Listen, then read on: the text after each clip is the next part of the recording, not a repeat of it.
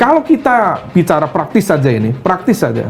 Kalau misal memungkinkan koalisi besar 5 partai kemudian bisa bertemu dengan PDIP melakukan komunikasi, mampukah kemudian dua ego ini dipertemukan dengan masing-masing mencoba untuk memahami siapa yang dapat posisi capres, siapa yang harus mengalah untuk menjadi cawapres. Per hari ini PDIP dengan segala pride, harga diri, kehormatan, terang-terangan ya, capres nomor 1. Tapi kemudian di sisi lain mungkinkah itu kemudian Pak Prabowo yang dianggap, yang dipersepsikan akan menjadi cawapres dari koalisi besar itu menerima itu? Dan ini kan kontestasi, ini kan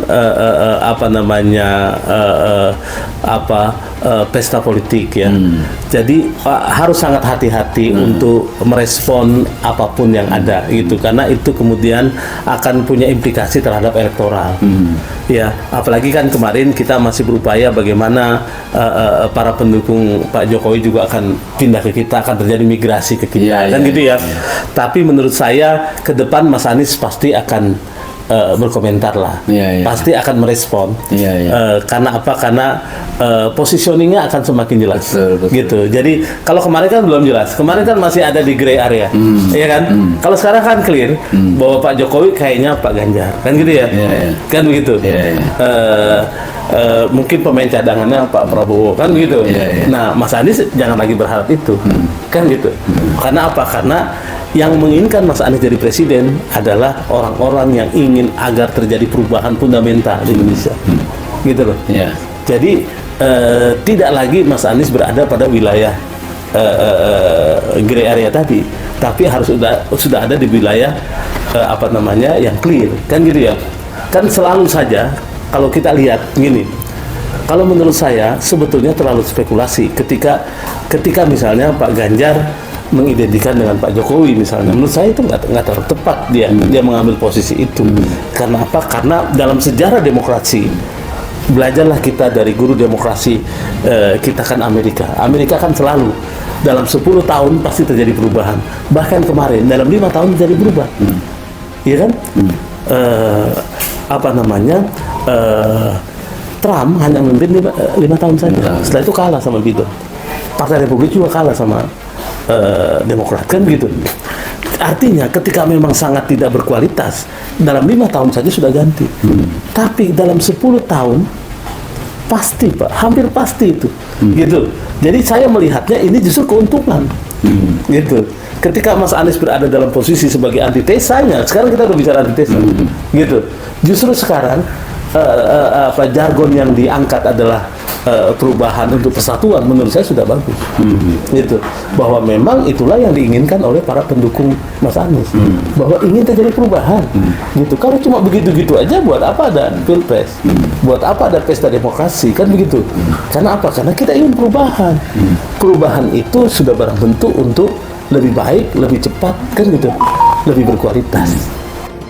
Hasil yang disampaikan tadi di media itu baru hasil rekomendasi dari Majelis Kehormatan Partai. Apa alasannya? Nanti secara resmi kita akan dengar ya, apa alasannya kebijakan itu diambil, dan kami dari DPD menunggu nanti keputusan dari DPP. Itu baru rekomendasi dari Majelis Kehormatan Partai disampaikan kepada DPP, nanti DPP rapat sendiri dan akan menyampaikan seluruh DPD, apakah di DKI, di seluruh Indonesia, tentu akan patuh dan taat melaksanakan keputusan yang diambil oleh DPP. Pak Prabowo tidak mengomentari orang per orang ya. Itu motivasi yang diberikan beliau kepada kami kader yang hadir untuk lebih semangat lagi dalam berjuang memenangkan Partai Gerindra, dan mengingatkan sekali lagi partai ini adalah alat juang, bukan kendaraan. Ini dalam rangka memotivasi kami kader Gerindra, bukan untuk mengomentari orang per orang. Partai ini jauh lebih besar daripada orang per orang, gitu loh. Ya. Lalu kalau urusan cawapres Gus Romi, ya tentu kami secara etika, Pak Prabowo tuh mengajarkan kami untuk terus tawadu, mengetika, menjaga adab dalam berpolitik. Jadi kami tidak elok dan tidak elegan kalau kami mengomentari cawapres orang lain seperti itu. Apalagi kalau dipaksa-paksa mengomentari orang yang bukan lagi kader kami, itu tidak elegan. Apalagi sebentar lagi mungkin disambut Gus Romi dengan senyum-senyumnya gitu loh. Temui langsung Anies Baswedan. Ex-loyalis Prabowo berikan ultimatum tajam, jangan mengkhianati kami.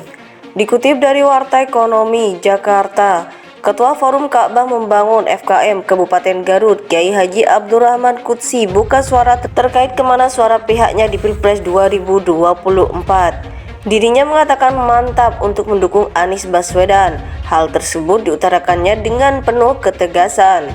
Qudsi mengatakan bahwa kelompoknya tak ingin merasa dikhianati kembali. Ia mengungkit manuver dari Prabowo Subianto. Kami dibilang kardun karena yang diperjuangkan duduk di kursi menteri. Jangan hianati kami untuk yang kedua kalinya, ujarnya di hadapan Anies Baswedan saat kunjungan di Gedung Intan Balarea Garut Senin 1 Mei 2023. Karena itu, para tokoh dan ulama di Garut telah berkomitmen untuk mengusung Anies Baswedan. Anies harus jadi petugas umat untuk membela kepentingan rakyat lebih baik lagi. Pada setiap kali pemilihan presiden, Prabowo selalu menang di Kabupaten Garut. Perolehan suara Prabowo di Garut pada 2014 dan 2019 mencapai lebih dari 70% dari jumlah pemilih 1,5 juta. Sementara Presiden Joko Widodo hanya mendapatkan suara 28%. Wakil Bupati Garut yang juga Ketua Partai PKS Helmi Budiman optimis suara Anies Baswedan di daerahnya akan mendapatkan kemenangan. Alasannya karena didukung oleh pengusung Prabowo sebelumnya.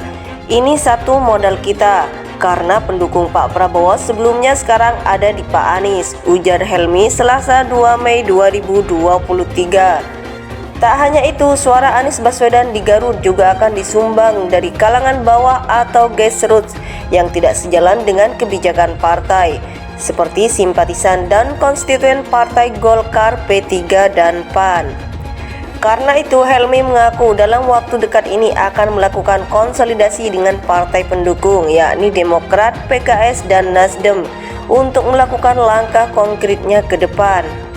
Tak hanya itu, suara Anies Baswedan di Garut juga akan disumbang dari kalangan bawah atau grassroots yang tidak sejalan dengan kebijakan partai, seperti simpatisan dan konstituen partai Golkar, P3, dan PAN.